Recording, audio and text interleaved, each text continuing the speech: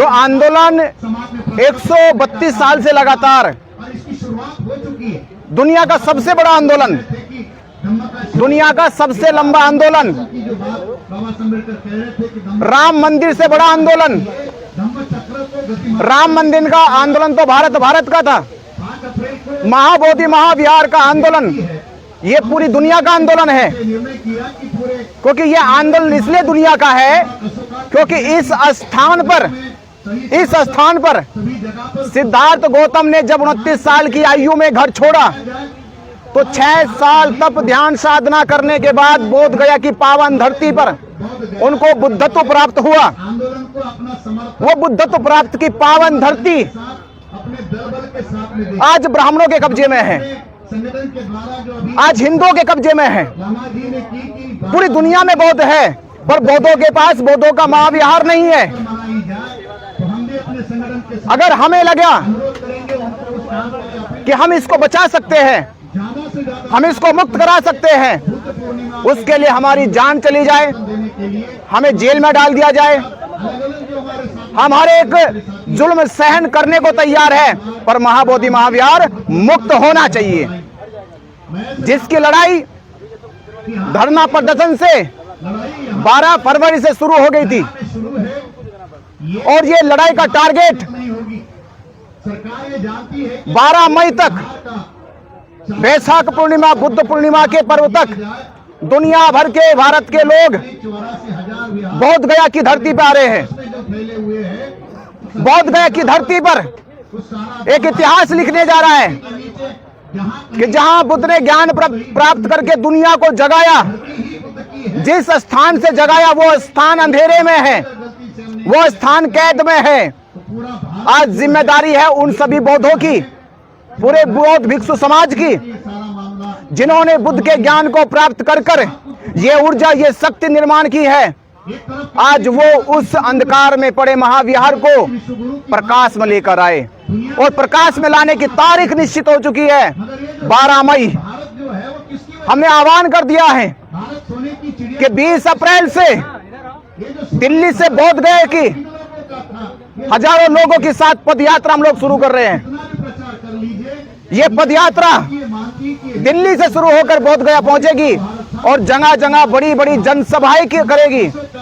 जिन जनसभाओं का असर ये होगा कि देश के हर एक कोने से, दुनिया के हर एक कोने से बुद्ध को अपने शास्त्रा मानने वाले, बुद्ध को तथागत मानने वाले, बुद्ध के ज्ञान से अपने आप को ऊर्जावान बनाने वाला बौद्ध समाज, वो पैदल की यात्रा, बाइक से यात्रा, कारों से यात्रा, ट्रेन से यात्रा, बसों से यात्रा, वो हर माध्यम से यात्रा करनी शुरू करेगा।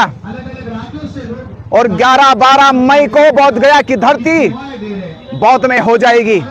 और फिर हम कहेंगे सरकार से कि जो सरकार कह रही थी कि इनकी संख्या कम है, इन्होंने संख्या देखी है। 2 अप्रैल आंदोलन देखा, देश का प्रधानमंत्री हिल गया। तो बिहार सरकार से कह रहे हैं हम कि 11-12 मई को भारत का हर एक बौद्ध समाज, भारत का पूरा बहुजन समाज बोध गया की धरती पे आ रहा है। और जो वर्षों से बौद्ध विहार ब्राह्मण और हिंदुओं के कब्जे में है, जिस पर बीटी एक्ट 1949 बनाकर अवैध तरीके से कब्जा कर रखा है, उसे कब्जा मुक्त कराया जाएगा। उसे महाबोधि महाविहार के उपासकों को, बौद्ध भिक्षुओं को सौंपा जाएगा। और मैं आपसे यही अपील कर रहा हूं, जिन लोगों ने इस वीडियो को देखा कि किस तरह से ब्राह्मण पंडितों के साथ हमारा वार्तालाप हुआ है, किस तरह से उनके साथ हमारी चर्चा हुई है, उन्होंने उसके खिलाफ हमारे जाके मुकदमे दर्ज कराए, जेल भिजवाने की तैयारी करी। पर हम डरने वाले नहीं हैं। हम फिर भी कह रहे हैं कि बोध गया को बुद्ध पूर्णिमा तक आजाद करा लेना है। और ये आजादी होगी जब आप अपने घर से निकलेंगे, अपने शहरों से निकलोगे, अपने राज्यों से निकलोगे और 11-12 मई को लाखों की संख्या बोध गया में पहुंच जाए। कुछ नहीं बनते जी, महाविहार को बचाते बचाते खुद कानूनी शिकंजे में फंस गए आप। ये छोटे बड़े शिकंजे महाबोधि महाविहार के आंदोलन को और गति देंगे और शक्ति देंगे। आप देखिए, कल एक आप थे, समता आवाज खड़ी थी, बस समता आवाज ने दिखाया, धाकड़ टीवी ने दिखाया, ढाकर टीवी की आवाज, जहां 2 चैनल की आवाज थी, आज आवाज देखो कितनी हो गई है। ये आंदोलन कम होने वाला नहीं है, ये जेल में जाकर आंदोलन रुकने वाला नहीं है, बल्कि बढ़ने वाला है। और बाबा साहब अम्बेडकर जी कहते थे कि आजादी की लड़ाई, हक की लड़ाई कुर्बानी मांगती है। आप एक कुर्बानी दोगे, 1 लाख लोग तैयार आ जाएंगे। एक जेल जाएगा, 100 लोग जेल का ताला तोड़ के बाहर आ जाएंगे। तो वो बात कह रहे हैं कि तुम मुझे खून दो, मैं आजादी दूंगा। सुभाष चंद्र बहुत वाली भाषा बात कर रहे हैं आप तो। नहीं, हम ये कह रहे कि आप साथ दो, महाबुद्ध विहार हम आजाद देंगे। आप साथ दो, बस साथ चाहिए, क्योंकि हमारा आंदोलन शांति का आंदोलन, मैत्री का आंदोलन है। पर हम 2 चीज जिक्र करेंगे, बुद्ध की शांति और अशोक की क्रांति भी हमारे साथ है। हिंसा कराओगे देश में? क्रांति का मतलब हिंसा नहीं है, बदलाव है। मारकाट कराओगे? बदलाव है। अरे हिंसा तो वो लोग करते हैं जिनको खतरा है, जो भयभीत है, जिनके पास लड़ने की कोई ताकत नहीं है। हमारे पास तो ताकत है, हमारे पास तो बुद्ध है, हमारे पास तो बाबा साहब अम्बेडकर है। अरे बाबा साहब अम्बेडकर ने बिना किसी का रक्त बहे पूरे देश को बदल दिया, पूरे देश का संविधान बदल दिया, पूरे भारत को एक नई चेतना दे दी। हम उनके बच्चे हैं, उनके पुत्र हैं। तो मैं कहूंगा ये क्रांति का दौर है, और क्रांति के दौर में परिवर्तन होगा, महाबोधि महाविहार मुक्त होगा। नहीं करेंगे ब्राह्मण, ब्राह्मण अगर नहीं करेंगे तो ब्राह्मण को खदेड़ दिया जाएगा। 4 कदम आगे की सोचता है। देखो, ब्राह्मण हमसे 4 सोचे या 6 सोचे, पर जब बदलाव होता है तो सारी सोचना विचारना धरा का धरा रह जाता है। जब बनते जी एक बात और कही जाती है कि जब भगवान बुद्ध ने पहली धम्म देशना की थी 5 भिक्षुओं को, जब उन्होंने देखा थी सारनाथ में, वो 5 ब्राह्मण थे। ये केवल तथाकथित लोगों ने शास्त्रों में लिखा, ये उन लोगों ने लिखा जो लोग खुद ब्राह्मण थे। क्योंकि जब बुद्ध के धम्म का शास्त्र लिखा गया, अनुवाद किया गया, तो अनुवाद करते समय लिखने वाले लोग ब्राह्मण थे।